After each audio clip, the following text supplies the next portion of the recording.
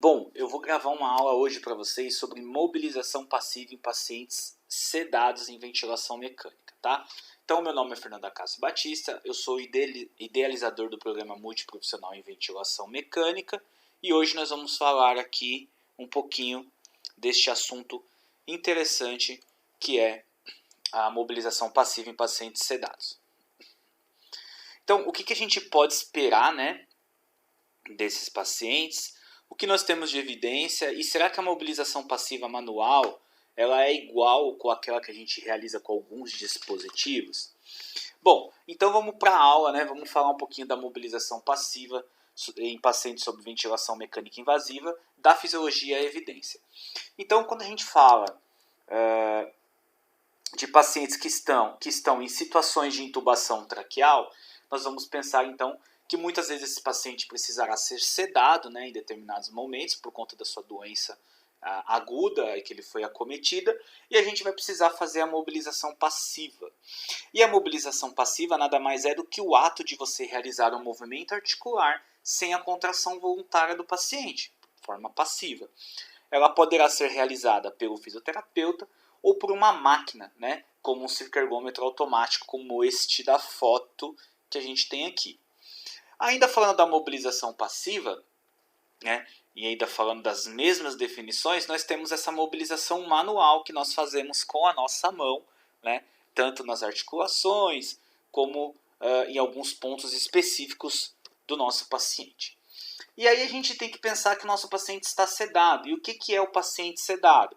É aquele paciente que está utilizando medicamentos, né, que vão diminuir o seu nível de consciência, e aí vai depender da intensidade da sedação, né? Então isso vai depender da dose ofertada e a resposta do paciente por essa droga. Você também pode sedar o paciente e deixar ele alerta e tranquilo, claro, mas nós vamos aqui focar naquele paciente que tem perda total da sua consciência. Lembrando que o sedativo é o benzodiazepínico, tá? Ele é um hipnótico e vai induzir o sono. Com isso, os pacientes muitas vezes vão estar utilizando uma associação de opioides, que são aqueles medicamentos para dor, porque eles estão sendo invadidos. O opioide também pode diminuir e deprimir o centro respiratório do paciente. Então, a ventilação mecânica invasiva é aquela que vai substituir totalmente ou parcialmente a ventilação espontânea do paciente. Ela está sendo indicada para pacientes com insuficiência respiratória pulmonar aguda ou crônica agudizada. E o seu objetivo nada mais é do que melhorar as trocas gasosas e a ventilação pulmonar. Isso aqui então é um tratamento de suporte. Alguns objetivos da mobilização passiva, e esses objetivos eu tirei de livro, só para a gente contextualizar e depois a gente discutir. Então, quando você pega livros que falam sobre objetivos de mobilizar um paciente passivamente, ele fala de evitar a osteopenia, que é evitar a perda de massa óssea, evitar encurtamentos musculares, manter a endotrofismo muscular, os livros falam isso, falam de manter a lubrificação da cápsula sinovial, arco de movimento, diminuir risco de tromboembolismo ou de trombose venosa, né? Fala de condicionamento físico, você evitar a perda, fala de você evitar hipotensão postural, evitar estase urinária, evitar a bexiga neurogênica, fecaloma, entre outros objetivos. E aí quando a gente pega os efeitos articulares, nós temos que lembrar que a articulação ela é uma membrana ela tem uma membrana fibrosa, ela tem uma membrana sinovial, que está aqui a sinovial, né, e a fibrosa na imagem. E a membrana fibrosa é uma cápsula fibrosa, né? Ela é bem resistente e ela vai estar reforçada em alguns pontos por feixes que também são fibrosos, tá? E isso vai constituir ligamentos capsulares, isso tudo para aumentar a resistência da sua articulação. Já a membrana sinovial é a mais interna das camadas da cápsula articular e é a forma de um saco fechado denominado cavidade sinovial e é abundantemente vascularizada e inervada e encarregada da produção de líquido sinovial.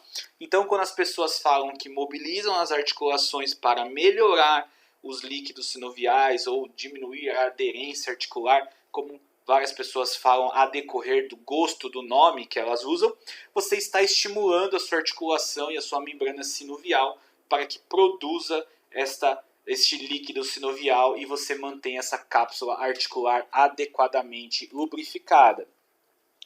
E a gente também tem mecanorreceptores articulares. E nós temos alguns tipos, como o tipo 1, que são corpúsculos globulares finamente capsulados, e eles vão estar mais na região externa da cápsula fibrosa. O que eu quero dizer? Eles são receptores de limiar baixo e adaptação lenta. Então, pequenos estresses que vocês fazem, eles vão responder. Tá? Mas a questão é, será que eles respondem de forma passiva? Nós não sabemos. Ou será que é só de forma ativa? Ao mesmo tempo, nós temos o tipo 2, que são corpúsculos maiores, que, né, encapsulados e cônicos. Eles também estão lá na cápsula articular fibrosa, né? E eles têm um limiar baixo. Eles se adaptam muito rápido e não aquecem em repouso, sendo inativados nas articulações imóveis. Então, talvez aqui seja um outro objetivo das pessoas falarem que mobilizam passivamente, para não deixar esses tipos de receptores, esses tipos de mecanorreceptores imóveis, né, apagados, vamos dizer assim. Eles são mecanorreceptores de aceleração ou dinâmicos, né, então eles mudam muito com os movimentos. Tudo isso envolvido com a propriocepção articular que nós temos, né, gente? Quando a gente fala de treino de propriocepção, a gente está trabalhando tudo isso. Nós temos os tipo 3, que são corpúsculos finamente capsulados, que ficam lá nos ligamentos intrínsecos dentro da cápsula articular, e tem os extrínsecos fora da cápsula articular. Eles são maiores, eles são inativos nas articulações imóveis, e eles vão responder somente em altas tensões geradas no ligamento. Nós temos ainda as extremidades nervosas do tipo 4, que são desencapsuladas e são subdivididas em tipo 4A e tipo 4B. Tá? Ambas, né, elas constituem um receptor de dor nos tecidos articulares, que eles chamam de nociceptores. Então as pessoas acreditam que essa mobilização passiva possa ter alguma influência nesses receptores articulares. Eu procurei referências bibliográficas sobre isso e não achei nada, apenas de livro. Então a gente não tem nada, nenhuma evidência de que isso possa acontecer. Já para a prevenção de trombose venosa, que também é uma das coisas que muitas pessoas falam, eu achei um estudo interessante falando da mobilização passiva como prevenção dessa trombose venosa. Com este aparelhinho aqui, aonde você conecta no pé do paciente, e ele vai fazer os movimentos passivos desse paciente, melhorando o efeito de bomba periférica. Então eles perceberam que no grupo teste, 4 tiveram trombose, 107 não tiveram. No grupo controle, 29 tiveram e 87 não tiveram. Nesse estudo, todos tinham profilaxia de TVP com heparina, eles não estavam sedados, eles faziam exercícios respiratórios, faziam contrações musculares isométricas, mas eles faziam a mobilização passiva 3 vezes ao dia por 30 minutos cada. Então, os pacientes que fizeram essa mobilização passiva 3 vezes por dia, por 30 minutos neste aparelho, tiveram um resultado mais interessante do que os que não fizeram. Tá? E aí a profilaxia de trombose venosa com medicamento tem algumas contraindicações que muitas vezes os impedem de ser realizada. E aí nós temos que fazer a mecânica nesses pacientes. Então, contraindicações absolutas, por exemplo, pacientes hipersensíveis às heparinas, plaquetopênicos, sangramentos ativos, alguns pacientes que fizeram cirurgia, coleta de líquor, diatese hemorrágica, hipertensão arterial, etc.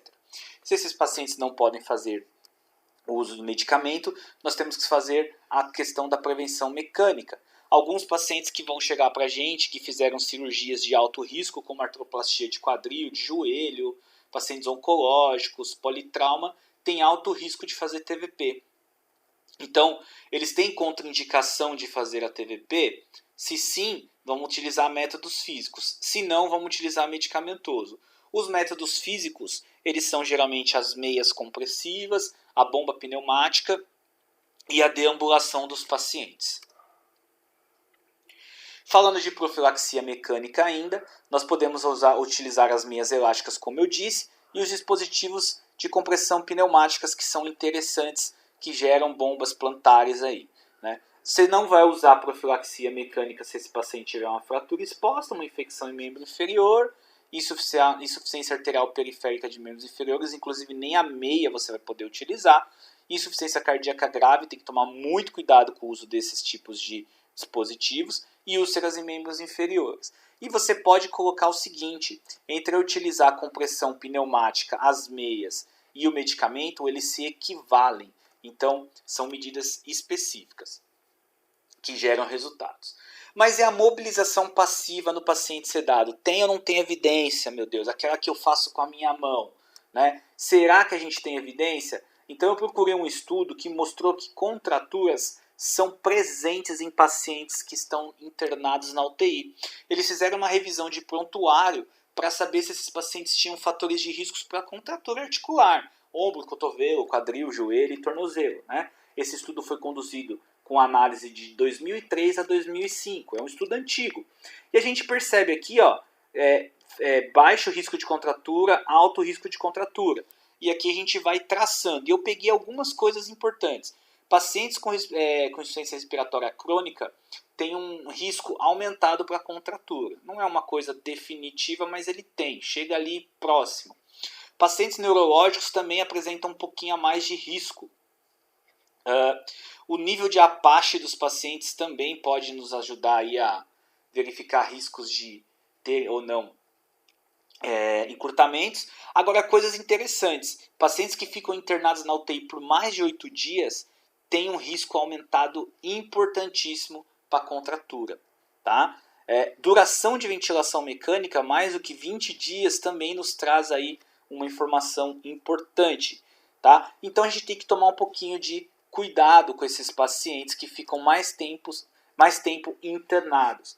Então eles verificaram aqui, por exemplo, que no momento da alta da UTI, pelo menos uma contratura foram encontrada em 61 pacientes, ou seja, em 39% da amostra. Em 34% da amostra, alguma contratura desses pacientes prejudicavam a funcionalidade. Então 34% dos pacientes iam para casa não funcionais por conta de uma contratura. Eles verificaram que o tempo de internação na UTI foi um dos maiores fatores de risco, né? Maiores do que, ou seja, pacientes que ficaram mais de 8 semanas internados tiveram um risco muito maior para contratura. E isso é um fator importante para a gente levar em consideração. Porque muitas vezes a gente acha que aquela mobilização passiva que a gente faz está trazendo algum benefício para o paciente, mas muitas vezes isso não traz benefícios. Tem que pensar que é o seguinte, o tempo de internação ele está relacionado com o aumento das contraturas. Mas esse paciente tinha condições de ser mobilizado ou não? Se tinha, foi um erro da equipe em deixar ele evoluir para um tipo de contratura. Então, pacientes internados na UTI por longo período têm um fator de risco importante. Mas aí a gente vai ver um outro estudo aqui que fala das respostas cardiovasculares no movimento passivo de perna. E é um estudo prospectivo controlado, né, realizado por um departamento multidisciplinar. Esse estudo é bem antigo, de 1999, é um estudo na Nuremberg, que todo mundo cita ele quando fala de mobilização passiva. Ela utilizou só 16 pacientes, tá, submetidos à PLM como parte de seu padrão de gestão. Então era mobilizado pela PLM, tá? Esses pacientes foram divididos com presença de doença cardíaca ou não, ou sem disfunção cardíaca. Medida de desfecho era o VO2 e extração de oxigênio, tá bom? E eles fizeram essas mobilizações e os dados eram obtidos antes e 5 minutos após o PLM. Os pacientes ficavam em 30 graus, o movimento era de flexo e extensão de joelho em quadril, por 10 a 15 minutos com movimentações de 30 movimentos por minuto. Então, a cada minuto tinha que ser feito 30 movimentos. Então, tinha que ser seguido um padrão de ritmo e de intensidade. Os dados hemodinâmicos eram anotados, assim como a monitorização com catéter de Swan-Ganz.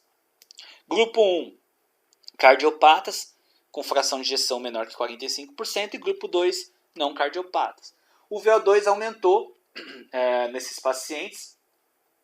Nos pacientes com disfunção cardíaca, o aumento do VO2 foi recebida por um aumento na extração de oxigênio, né? Muito interessante, e sem um aumento significativo do índice cardíaco, sem significância estatística. Nos 8 pacientes sem disfunção cardíaca, já foi recebido um aumento de VO2 com aumento do índice cardíaco, tá? Mas também sem alterações de significância e sem aumento significativo na extração de oxigênio. Ou seja, ela conclui que manobras simples como o PLM pode influenciar o estado hemodinâmico dos pacientes. Mas até aí, nenhuma novidade, nada que trouxe belos benefícios para os pacientes. Aí a gente tem um outro estudo falando do substrato neural, ou seja, qual é o efeito da mobilização passiva no sistema nervoso central. Então eles fizeram um estudo com ressonância magnética nos pacientes e eles verificaram o seguinte: 12 indivíduos saudáveis foram incluídos e todos foram submetidos a 2 avaliações por meio de ressonância magnética funcional. Tá? E o que eles fizeram? Eles fizeram uma mobilização passiva diária num grupo de 6 indivíduos durante o tempo entre as 2 sessões. Então eles pegaram esses pacientes, foram divididos em 2 sessões e eles fizeram esses movimentos. Tá? Outros 6 indivíduos foram para o grupo controle. O grupo controle não fez nada, foi descansar. Tá? Eles faziam movimentação no grupo da seguinte maneira: eles faziam uma movimentação passiva contínua em flexo-extensão com o apoio de um dispositivo próprio. E eles faziam essa flexo-extensão e eles verificavam se tinha alguma alteração no sistema cortical dos pacientes. E eles perceberam que quando você fazia um movimento passivo, né, você tinha ativação das áreas corticais envolvidas no controle motor, ou seja, contralaterais córtero-sensório primário, área motor suplementar, cíngulo e Brodmann área 40, além de ipsilateral do cerebelo. O que eles verificaram? Que a mobilização passiva repetida gerava um estímulo e induzia uma reorganização da representação sensorial nos indivíduos saudáveis. Então eles falavam que essas mudanças que ocorrem nas áreas corticais poderia ser uma reorganização para que esses pacientes que se beneficiem da sua reabilitação, já começando com a mobilização passiva quando necessário. Mais do que isso não foi demonstrado, ou seja, chegou até aí o estudo. Depois veio um outro estudo quase experimental, que foram utilizadas medidas repetidas dentro de 72 horas de intubação. 30 pacientes tiveram 20 minutos de movimento da perna passivamente, bilateralmente, entregas por máquinas. Ou seja, a máquina tinha um movimento passivo, contínuo, velocidade normalizada, fazendo flexo-extensão. E eles foram verificar se tinha alteração na frequência, na PA, na saturação e nos níveis de citocinas. Eles verificaram que não ocorreram diferenças na saturação, na frequência e na PA, mas a interleucina 6 foram reduzidas. Isso significa que no final do exercício tiveram redução da interleucina. Eles acreditam que essa diminuição da interleucina 6 pode diminuir o processo inflamatório desses pacientes. Outro estudo mostrando o mecanismo da fraqueza muscular, né, e o efeito da mobilização passiva com aparelhagem. Eles pegaram 7 pacientes em ventilação mecânica que foram submetidos à mobilização passiva em apenas um membro e o outro descansava. Então, o paciente era controle dele mesmo. Eles realizaram 10 horas de mobilização por dia, em 4 sessões de 2 horas e meia cada, de 7 a 11 dias. E aí eles perceberam que a força do membro mobilizado foi 35% maior que a do controle. Ambos perderam massa muscular, mas a força do membro mobilizado foi maior. Só que eu te pergunto, você consegue mobilizar o paciente 10 horas por dia em 4 sessões de 2 horas e meia?